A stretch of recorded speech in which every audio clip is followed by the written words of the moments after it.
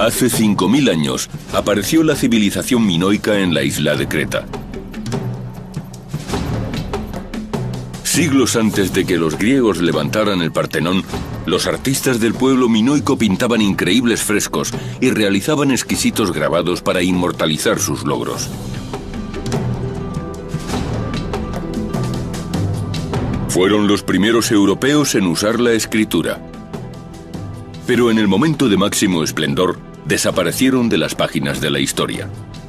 Su desaparición sigue siendo uno de los más grandes misterios de la Edad Antigua. Algunos piensan que esta civilización fue aniquilada por conquistadores que llegaron de otros lugares.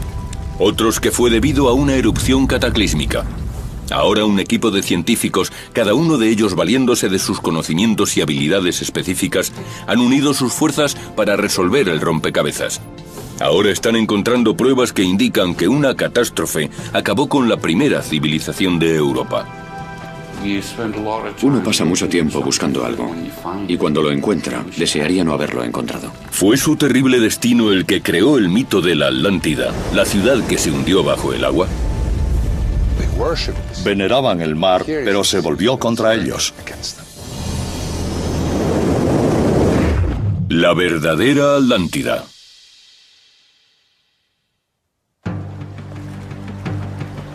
Hace más de 2000 años que Platón escribió sobre la Atlántida, una magnífica civilización que quedó hundida bajo el mar.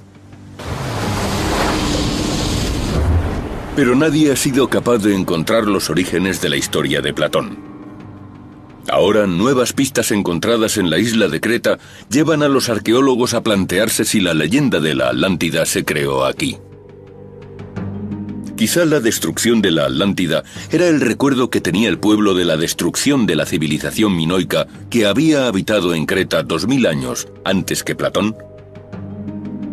Hasta el siglo XX esta civilización era muy misteriosa. Solo les conocíamos por los mitos griegos sobre monstruos y sacrificios humanos.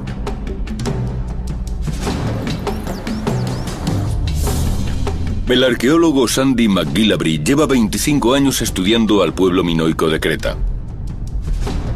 Intenta descubrir cuál fue el destino de la primera civilización europea. Ahora se dirige a unas minas antiguas en el centro de la isla. Durante muchos años se ha considerado que este lugar era el laberinto, el famoso lugar en el que estaba el Minotauro legendario. Los mitos griegos lo describen como una criatura mitad toro, mitad hombre. El rey Minos le encarceló en el enorme laberinto y se alimentaba de carne humana. Había muchas historias de apariciones y de sucesos extraños en este lugar.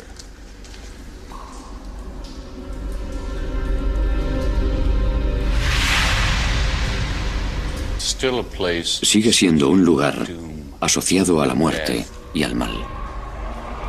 El Minotauro tenía unas preferencias muy particulares. Le gustaba comerse a las víctimas humanas vivas. Para alimentarlo, Minos escogió a 7 doncellas y 7 jóvenes entre los atenienses. En cuanto uno se adentraba en el laberinto, nunca volvía a salir.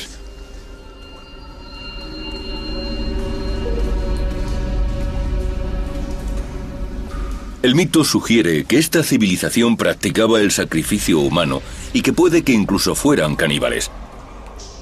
Pero ¿no se trataría únicamente de algún tipo de propaganda generada por el temor que tenían los griegos a tener que enfrentarse con individuos más poderosos? El mito del Minotauro era todo lo que sabíamos sobre este pueblo, desaparecido hasta el 1900. Entonces, el arqueólogo británico Sir Arthur Evans inició una excavación en Creta cerca del pueblo de Knossos. Su descubrimiento sorprendió al mundo entero. Una sofisticada civilización de la Edad de Bronce. En comparación con los griegos, que vivían como bárbaros en la antigüedad, esta gente construía palacios.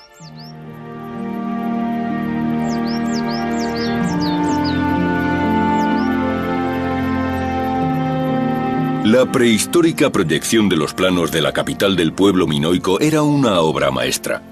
Los templos, sus casas de campo y sus graneros estaban conectados por las primeras carreteras pavimentadas de Europa. Posteriormente, los arqueólogos descubrieron asentamientos de esta civilización en toda la isla de Creta y más allá. Habían colonizado otras islas del Egeo y parte de Turquía.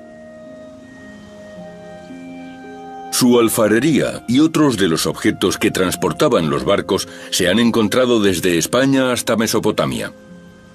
Su imperio marítimo era tan amplio que competía con el de los antiguos egipcios.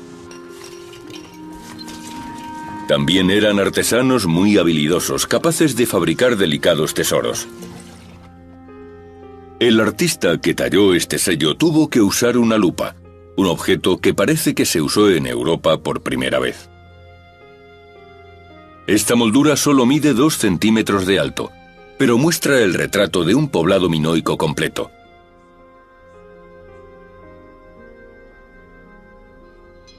El ánfora es otra de sus obras maestras. Hay un grupo de hombres con cascos. Tienen la boca abierta, llevan unas coronas. Casi podemos oírlo todo. El viento, susurrándose cosas los unos a los otros. Estas obras son sinfónicas, en todos los sentidos. Es una revolución en el mundo del arte. Cuando Sir Arthur Evans excavó las ruinas de Knossos, cada vez estaba más seguro de que ese había sido el palacio del rey Minos y el enclave del famoso laberinto. Incluso creía haber encontrado el trono real. Pero nuevas revelaciones sobre la religión y la lengua de esta civilización están cambiando nuestra manera de entenderles. Los arqueólogos modernos no creen que estos edificios sean un laberinto, ni siquiera un palacio. Creen ver un templo construido con el fin de aprovechar el poder mágico de los cielos. En 2001, Sandy McGillivray se dio cuenta de que cada uno de estos portales está alineado con el sol del amanecer en días específicos del calendario. Lo que estamos mirando es un templo solar.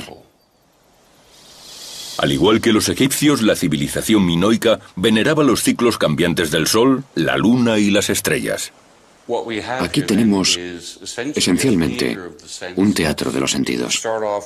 Podemos empezar desde la completa oscuridad y abrir estas puertas en el mismo momento en el que sale el sol para experimentar el principio de algo nuevo.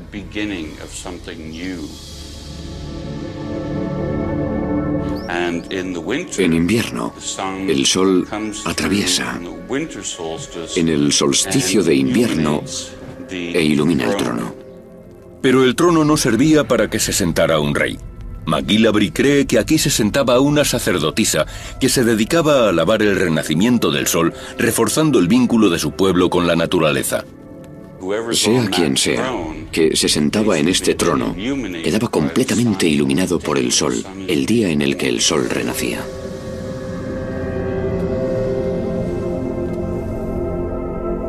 Las figuras femeninas que se encontraron en Knossos indican un culto relacionado con las sacerdotisas.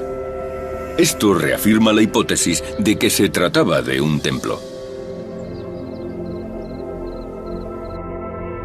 Estas revelaciones sobre la cultura y la religión de la civilización minoica quedaron confirmadas cuando descifraron un misterioso escrito conocido como el Lineal A. Sandy McGillivray piensa que es la clave para saber quiénes fueron en realidad.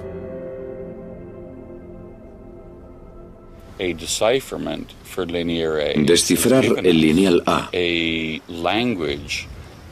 nos ha brindado el conocimiento de la lengua de esta civilización que resultó ser muy parecida a la lengua antigua de Irán y que encontramos desde las tierras altas iraníes hasta India por un lado y hasta la Creta minoica por el otro. ¿Podría explicar este hecho por qué este pueblo era tan distinto de los griegos que le sucedieron? Su lengua y su religión era más parecida a las asiáticas que a las europeas. Pero a pesar de su poder y de sus notables logros hace 3.500 años, este pueblo desapareció. Su destino sigue siendo un misterio.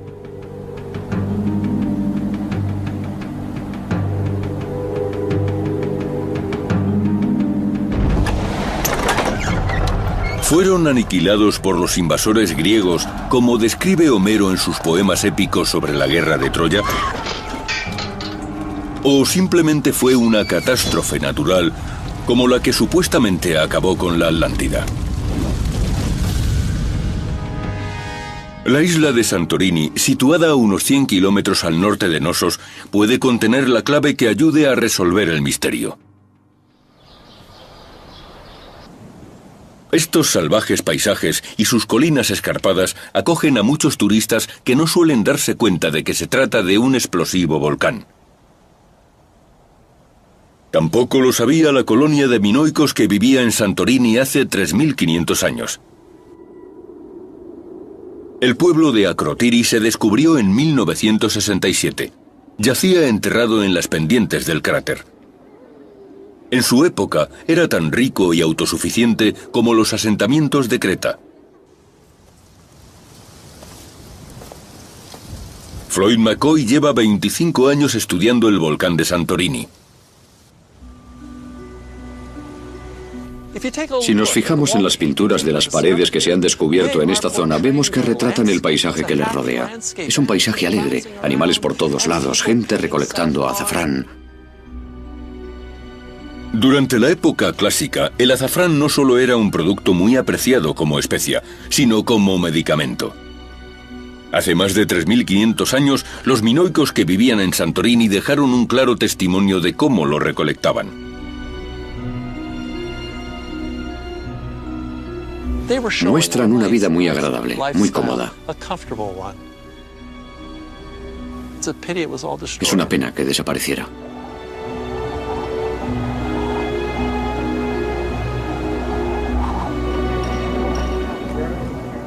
Los minoicos construyeron una hermosa ciudad en una de las islas más peligrosas de la Tierra.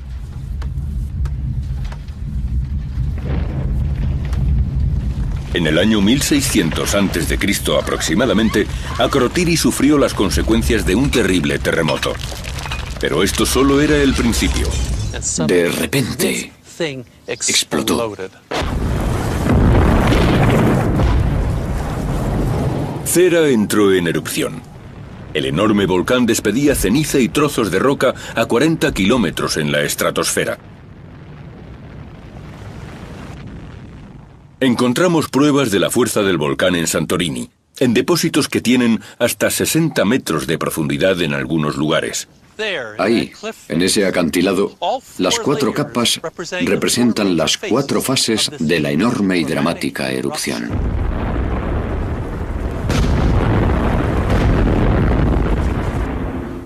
La primera capa que vemos es la de color marrón que queda abajo, una capa de un marrón granulado, espumita. La pumita es una piedra porosa y representa el magma que se ha congelado en ese lugar, una explosión congelada. Pero la capa que nos demuestra el poder real de la erupción es la que está situada encima de la pumita. Esta es la ceniza que queda después del paso del flujo piroclástico. El flujo piroclástico es un material hecho de gas caliente que sube y fluye lateralmente sobre el paisaje cercano. A veces lo hace a velocidad supersónica. Es un gas muy, muy caliente. Estos gases salen debido a enormes explosiones que se producen en el centro del volcán, en la caldera. Pero, ¿qué es lo que provoca estas enormes explosiones? Cuando el magma salió por primera vez del Thera, dejó atrás un enorme espacio vacío. La superficie que estaba encima de este espacio vacío se derrumbó y creó una gran cavidad por la que se coló el mar. El magma y el agua no se mezclan porque producen una explosión. Todo el mar Egeo entraba en este orificio. Se mezclaba con el magma que seguía saliendo y la explosión fue tremenda, inmensa. Como resultado, tenemos los flujos piroclásticos. Pero la tercera capa demuestra de manera más clara la impresionante fuerza de esta erupción. Este depósito de ceniza de 10 metros fue provocado por un solo flujo piroclástico. Y encima de la tercera capa hay una cuarta. Empezó a llover. Hubo lluvias torrenciales. Y la ceniza suelta y la pumita empezaron a deslizarse hacia abajo lentamente.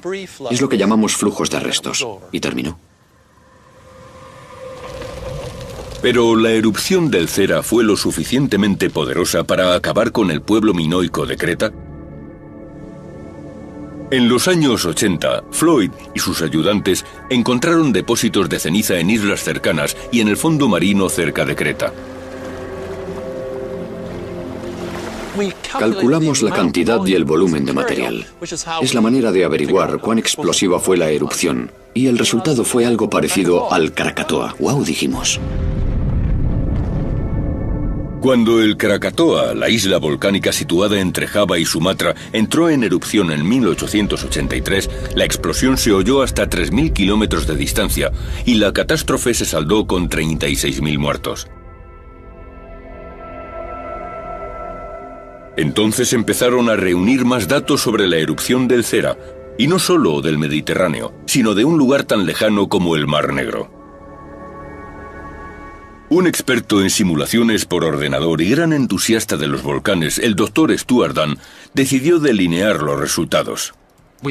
Realizamos una base de datos con todas las cifras correspondientes al grosor de la ceniza de los distintos lugares, teniendo en cuenta el grosor en centímetros.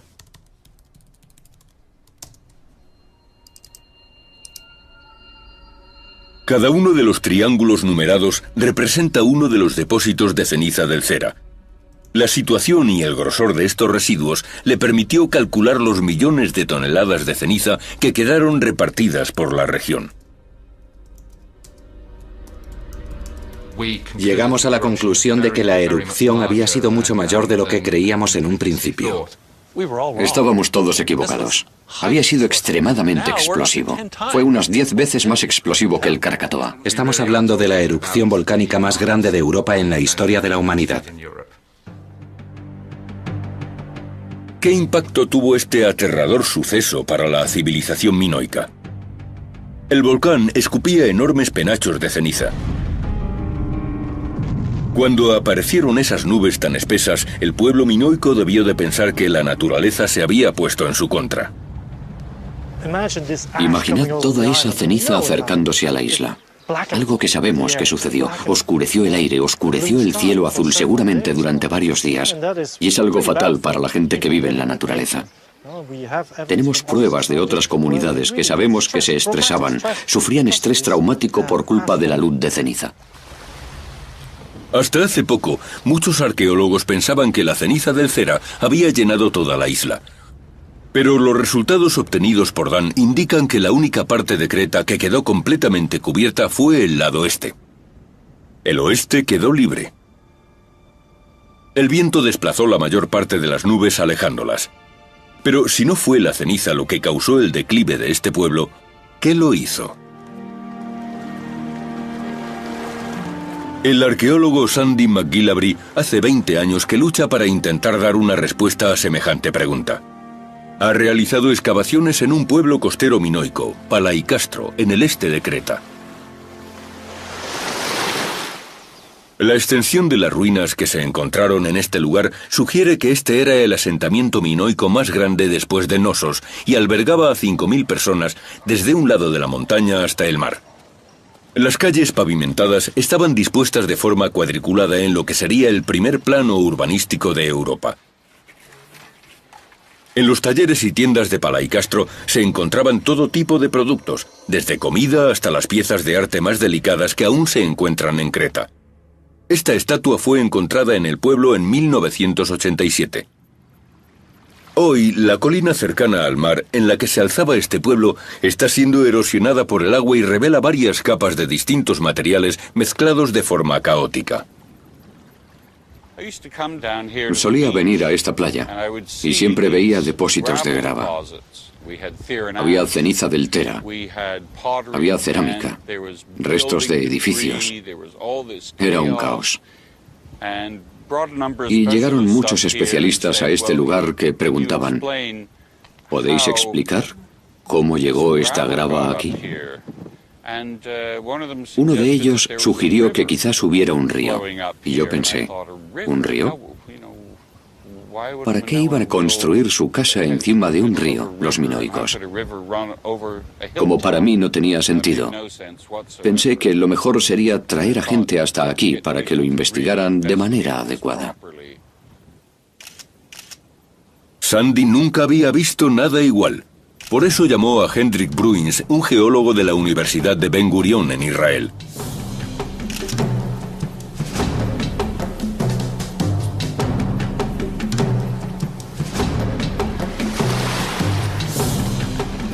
Hendrik está especializado en la datación y la identificación de capas poco comunes como esta. Aquí tenemos piedra, cerámica y muchos trozos de ceniza volcánica. Aquí tenemos un trozo, este es otro. Él mismo se sorprende al ver estos depósitos rojos tan extraños. Desde el punto de vista de los sedimentos, es imposible que aparezca, por ejemplo, por un terremoto o por una estratificación geológica natural. ¿Qué generó este depósito tan caótico? Hendrik obtiene muestras para poder comprobar si contienen pruebas microscópicas que aclaren cómo se formó este estrato.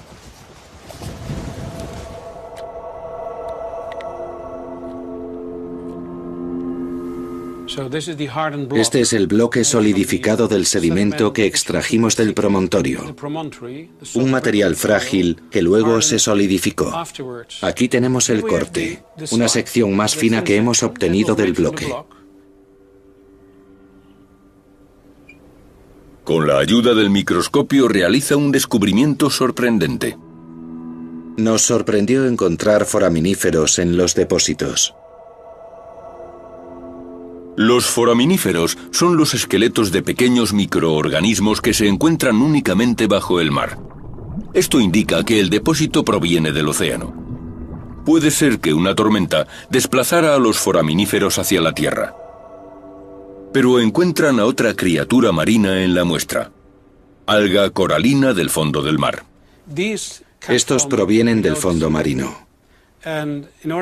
Para que queden depositados al nivel en el que los encontramos en el promontorio, tienen que haber sido catapultados por algo. Para llegar allí tienen que haber sido empujados por algo. Es un sitio al que el mar nunca llega. Ninguna tormenta sería capaz de levantar a las algas hasta 5 metros de altura para colocarlas en el punto en que las hemos encontrado. Solo hay un fenómeno natural que despliegue la fuerza necesaria para lograr algo así. En 2004, el mundo entero quedó conmocionado ante la fuerza del tsunami en Asia, una gigantesca ola generada por un terremoto submarino.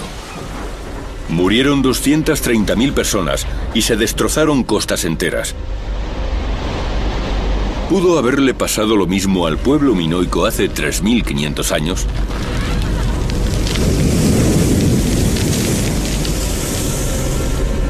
¿El depósito de la playa de Palaicastro podía ser la terrible huella de otro tsunami? Sandy habla con uno de los principales expertos en tsunamis, Kostas Sinolakis, para recibir una segunda opinión. Kostas ha estado estudiando los depósitos que dejó atrás el tsunami de 2004, además de los de otras olas de menores dimensiones por todo el mundo. En cuanto llegan a la playa, encuentran nuevos fragmentos de cerámica minoica mezclados con la grava. Estos son huesos de ganado. Aquí tenemos yeso de los suelos y yeso de las paredes. También hay materiales de construcción y cerámica. Ahora mirad estos depósitos. Aquí hay una copa cónica, en ese punto. Está a 5 metros por encima del nivel al que estaba el mar en esa época.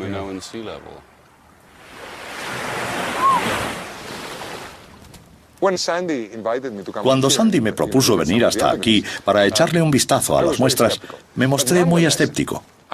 Pero de todos modos, tenía muchas ganas de comprobar qué era lo que tenía. Sandy, si todo esto es un depósito de la civilización minoica, es enorme. Está a un nivel que ni siquiera nos hemos planteado.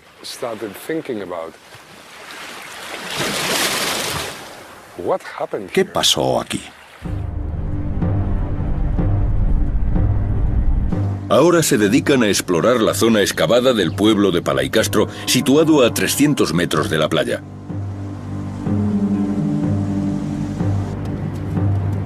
Aquí encuentran más pruebas de que sucedió algo fuera de lo normal.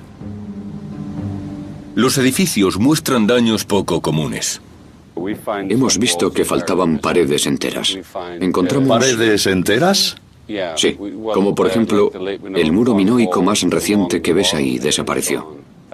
La mitad de ese edificio desapareció. Esto es lo que vemos en los tsunamis modernos y lo llamamos blowout, explosión, reventón. Llega el mar y el tsunami revienta las paredes. Si el edificio es resistente puede que queden levantadas las paredes laterales, pero las paredes que están enfrente del mar se derrumban.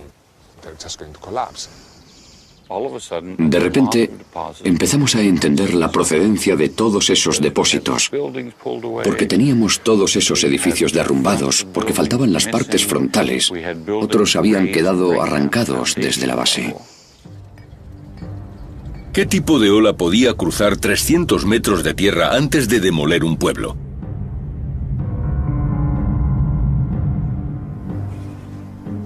Para descubrirlo, Costas creó un modelo en el ordenador. El primer paso es montar un mapa de la bahía en 3 dimensiones, empezando por el fondo marino. Usa un sonar para registrar el contorno. La forma del fondo influye en la velocidad que alcanza la ola al acercarse a tierra.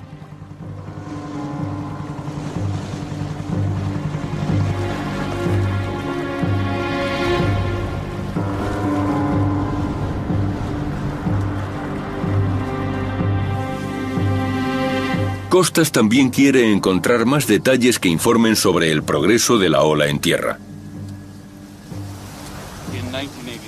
Al día siguiente empiezan a buscar rastros de la invasión marina de la Tierra. La primera parada la realizan en una carretera situada a 1 kilómetro de la orilla. Es una concha. Es rarísimo. Es increíble. Está todo a la vista y ahí hay más. A mí esto me recuerda al borde de una copa hemisférica, del periodo de la erupción del Tera. La carretera no está solamente a 1 kilómetro de la orilla. Además, queda muy por encima del nivel del mar. Parece que estamos a 31 o 36 metros por encima del mar. No me lo puedo creer, Estamos cerca. El secreto está aquí. Estamos cerca. ¿Pero pudo haber llegado tan lejos el tsunami? Anaya Sarpaki, especialista en ciencias medioambientales, ha estado recogiendo muestras del suelo de las antiguas excavaciones de Palaicastro durante 20 años. ¿Contendrán el secreto que esconden estos organismos marinos? En esta muestra hemos encontrado restos de foraminíferos. Vaya, ¿este es el aspecto que tienen? Esta es la prueba que estaban buscando para confirmar que un tsunami anegó el pueblo de Palaicastro. El descubrimiento de Anaya es muy emocionante. Los foraminíferos, las paredes y el estrato que contiene los restos. No hay otra opción alternativa para explicar todos estos descubrimientos. El tsunami fue gigantesco, mucho más grande de lo que pensábamos. Llegó hasta aquí, destruyó el pueblo y cubrió el plano que tengo detrás de mí casi por completo.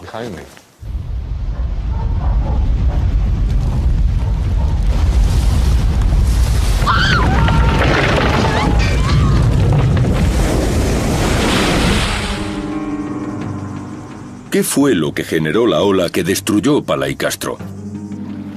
¿Fue un terremoto submarino o la erupción del Cera?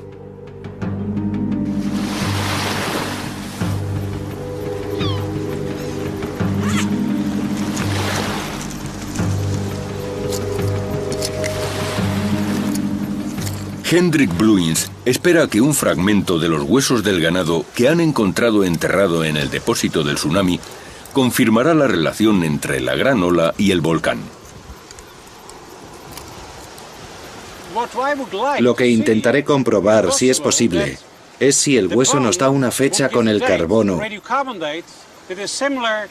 similar a la fecha de la erupción en Santorini,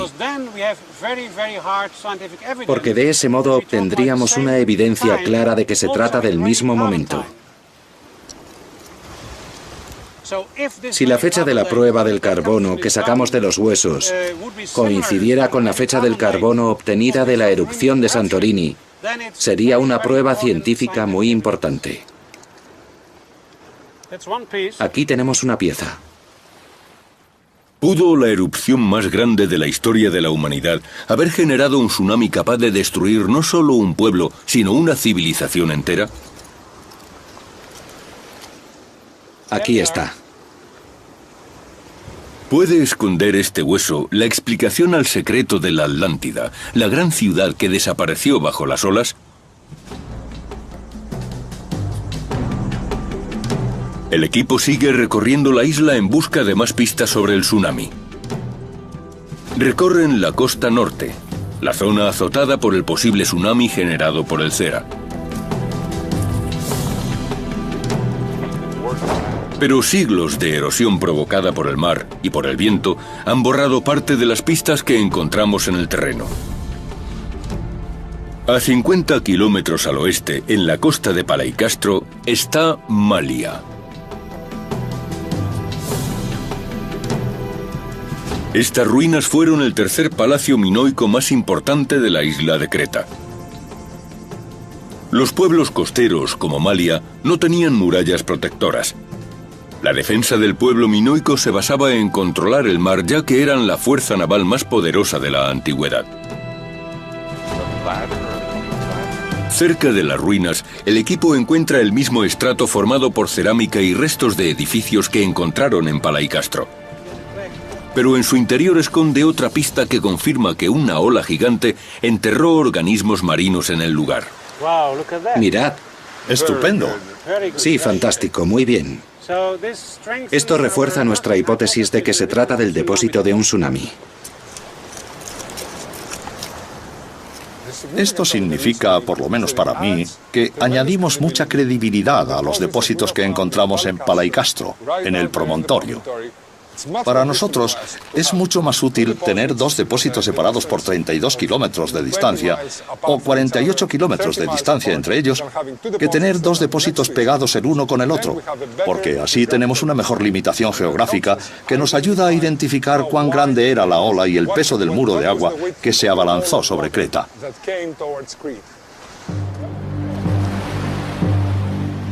Ahora el equipo sabe que la ola tenía por lo menos 48 kilómetros de ancho. Pero, ¿podía haber sido más grande? Al día siguiente llegan a Amnisos, el puerto de la flota minoica cercano al palacio de Knossos. Hace 4000 años había una casa situada en medio de este campo de olivos en esta idílica costa. Estaba decorada con frescos que ensalzaban el amor que el pueblo minoico profesaba por la naturaleza. Pero durante la erupción del Cera, la casa quedó destruida y el fresco arrancado de las paredes. Encontraron restos de la pumita del Cera en las ruinas de esta casa. La piedra porosa y posteriormente petrificada del volcán pudo haber llegado hasta aquí por una tormenta. Pero si encuentran pumita del Cera en las altas colinas situadas detrás de la casa, puede indicar que flotaban en un tsunami. Bueno, si encontramos pumita aquí arriba... Empecemos a mirar en lugar de hablar. Intentemos encontrarla. Intentémoslo.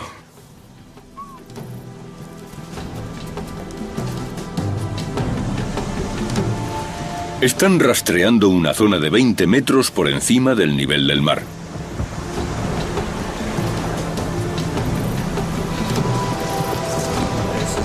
Aquí está.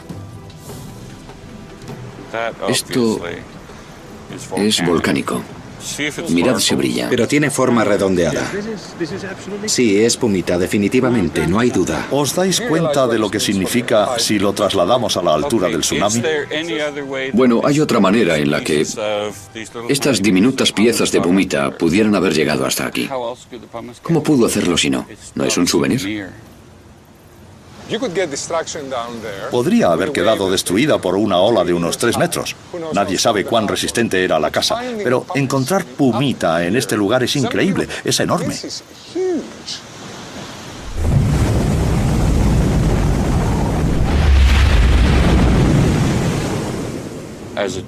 Cuando era un niño, teníamos una montañita hecha por las hormigas en el jardín y solíamos coger el cubo de agua y se la echábamos por encima. Es algo de lo que me acuerdo constantemente. No puedo dejar de pensar que esa ola tuvo el mismo efecto que conseguíamos anegando la colina de las hormigas, porque quedaban nadando en una especie de mar. Es terrible. Las hormigas no tenían salvación.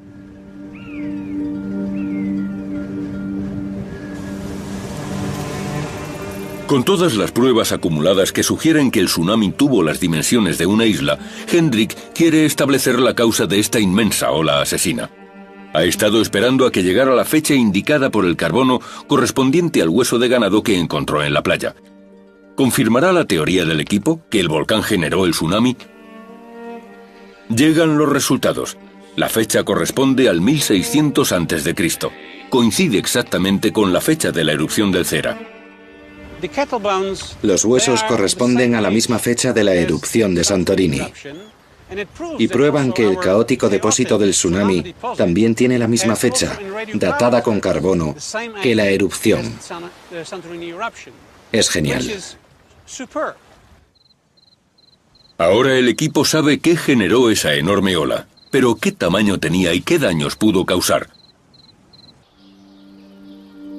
En el laboratorio, Costas puede realizar la reproducción por ordenador de la altura, la longitud y el ancho de la ola.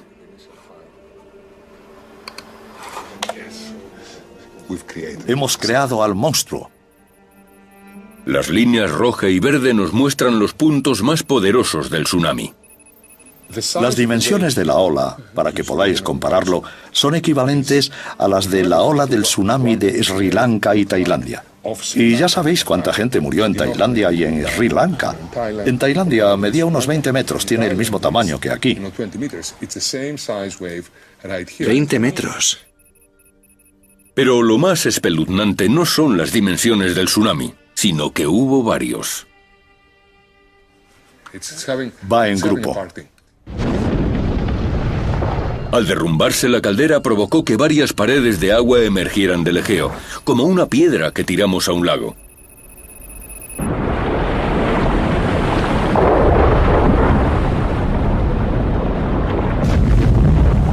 Estas olas rodeaban las islas y rebotaban contra ellas en una especie de juego mortal. Se acerca. Creta recibió la fuerza del impacto de varias olas. ¿Qué intervalos de tiempo había entre los intervalos entre una ola y la otra? ¿Cuán rápido van? Ahora acaba de llegar la primera ola. Digamos que esto es a los 33 minutos. Ahora tenemos la segunda ola, que es a los 46 minutos. Y luego tenemos una tercera ola, una media hora más tarde.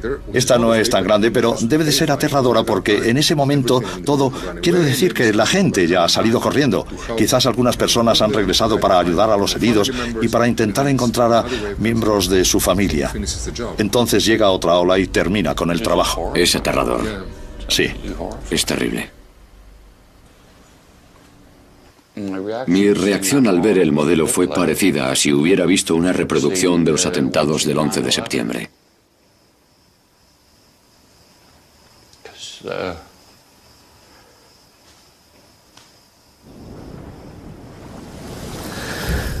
Me disgustan las catástrofes. Pasas mucho tiempo buscando algo y cuando lo encuentras desearías no haberlo hecho porque se convierte en algo real. Y empiezas a sentir la experiencia.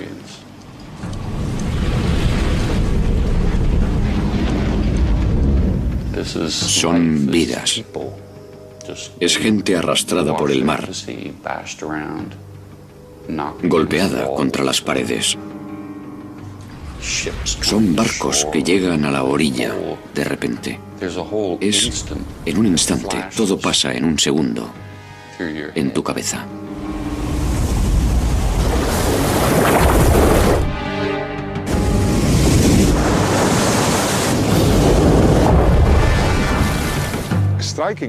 Algo muy sorprendente, de lo que me he dado cuenta hablando con gente que ha sufrido un tsunami, sea en Nicaragua, sea en Sri Lanka o en las Filipinas.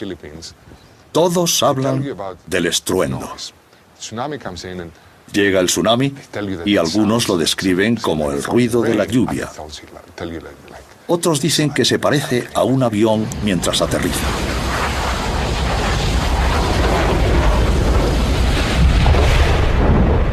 Estas impresiones son las que siempre oyes una y otra vez, estés donde estés. Sientes que ha llegado el fin del mundo. En cuanto el tsunami llega a tierra, se mueve a una velocidad de entre 16 y 32 kilómetros por hora. Es parecido a encontrarse atrapado en una corriente de aire de 32.180 kilómetros por hora. Nada puede detenerlo.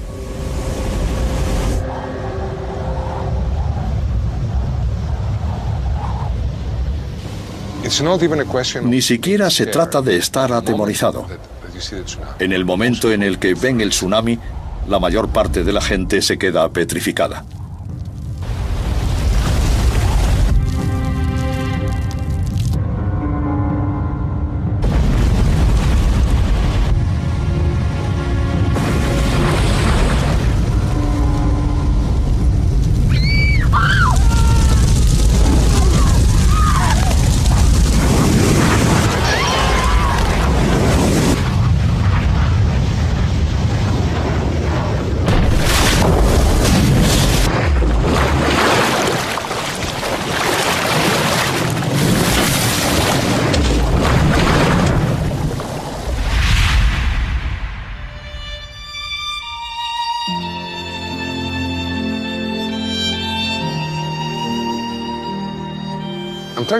Intento imaginar cómo reaccionó el pueblo minoico ante tal fenómeno, porque amaban el mar, lo veneraban, y el mar se vuelve contra ellos. En cuanto llegan a la colina y miran hacia atrás y ven la destrucción que ha provocado, no pueden volver a vivir en el mismo lugar porque posiblemente esté maldito. No hay escritos que verifiquen el tsunami del Cera, ni cifras que resuman las muertes y la destrucción que provocó. Pero el tsunami de 2004 es un caso parecido. Los minoicos confiaban tanto en su ejército naval que vivían en ciudades costeras sin protección. Estos eran los principales centros de población, donde vivía la gente.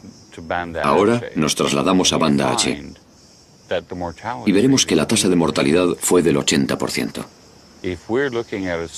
Si nos planteamos que la tasa de mortalidad en el momento de la erupción del Tera, en el periodo minoico, fue similar, eso significa que desapareció toda la civilización.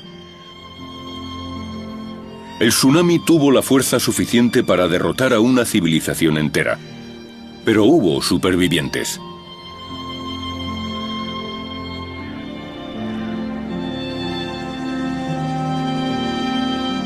Knossos, la capital de la civilización, se encontraba en el interior y no fue destruida. Los minoicos se quedaron allí e incluso estuvieron reconstruyendo algunas zonas. Y aunque nunca recuperarían su enorme poder y su influencia, siguieron realizando exquisitos trabajos artísticos.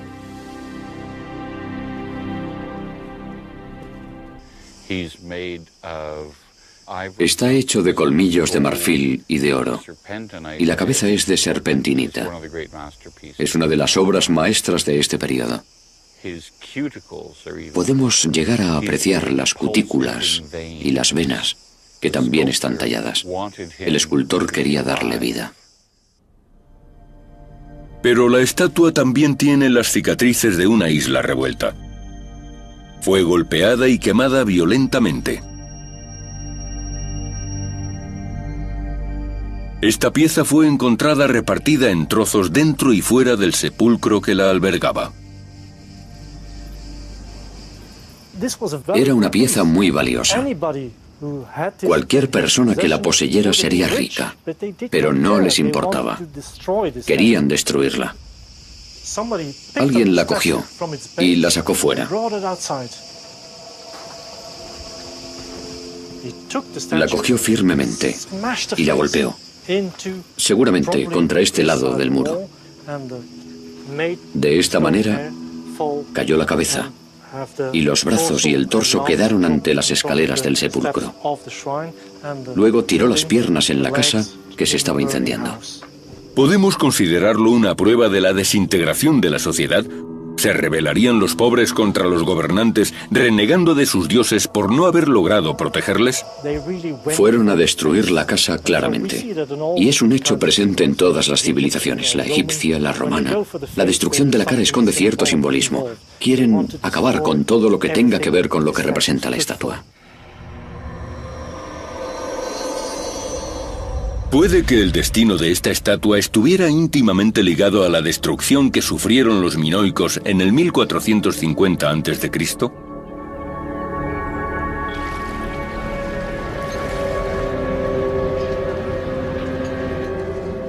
En Chania, en el oeste de Creta, una excavación situada en el centro de la ciudad moderna ha descubierto que hubo un incendio premeditado.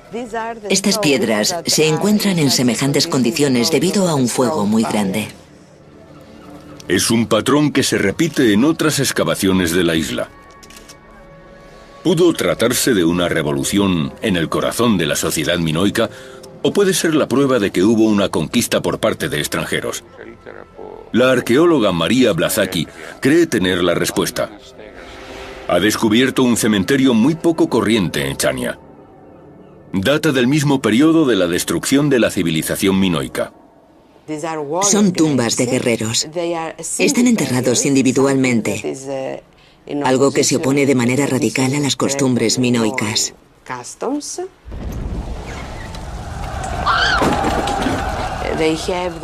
Todos están entre los 24 y los 30 años y son altos y robustos. Parecen ser invasores. Estos invasores solo habían sido localizados antes en Knossos. Pero ahora también los hemos encontrado en otro lugar. Puede indicar una invasión por el oeste, que llegaran desde la Grecia continental. Iban muy armados, con unas espadas muy largas, como las que hemos encontrado en Knossos y en el Peloponeso. Los invasores del Peloponeso se abrían paso cortando cuellos e incendiando la isla de Creta, derrotando a los minoicos. Sandy McGillivray cree que el tsunami propició que el pueblo micénico atacara Creta. Su tierra son las costas sureñas del Golfo de Corinto. El tsunami no pudo llegar al Golfo, porque para llegar hasta allí hay que dar la vuelta hasta llegar al oeste, a una ensenada.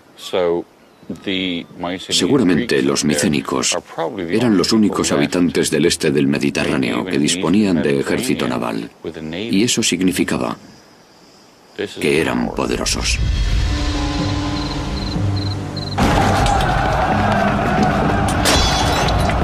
¿Se encontrarían estos invasores griegos con un lado oscuro de la cultura minoica? Cerca de los frescos de un enorme toro en Knossos, los arqueólogos han encontrado terribles restos humanos. Uno de los depósitos más horripilantes y más descriptivos del periodo posterior a la erupción del Tera es uno que se descubrió en Knossos, en la Vía Real. Eran jóvenes que habían sufrido el canibalismo. El análisis de los huesos encontrados en el depósito indica que seguramente les arrancaron la piel para comerse la carne. Este aspecto caníbal del pueblo minoico seguramente sería lo primero de lo que se percataron los griegos al llegar a Creta. Miedo y aversión en Knossos. ¿Fue este hecho el que originó el mito del Minotauro?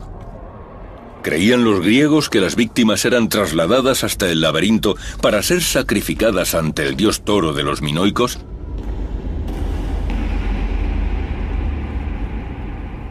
Una generación después de su llegada, los griegos habían conseguido conquistar Creta. Los últimos destellos de la cultura minoica desaparecían. Estos notables arqueólogos han logrado desenterrar las pruebas que resuelven el misterio de cómo la primera gran cultura europea se desintegró en su momento álgido. Es un gran descubrimiento, porque nos permite escribir un nuevo capítulo sobre arqueología minoica en la historia de esta civilización. Es muy emocionante. Quiero decir, ni siquiera en mis sueños, cuando empecé a soñar que quería ser científico, se me ocurrió pensar que intentaría descubrir el motivo del declive del pueblo minoico y lo que sucedió en el 2000 a.C. Puede que nunca estemos tan cerca del origen de la historia platónica de la Atlántida como ahora. Puede que estuviera describiendo las memorias de la civilización minoica destruida por un antiguo tsunami.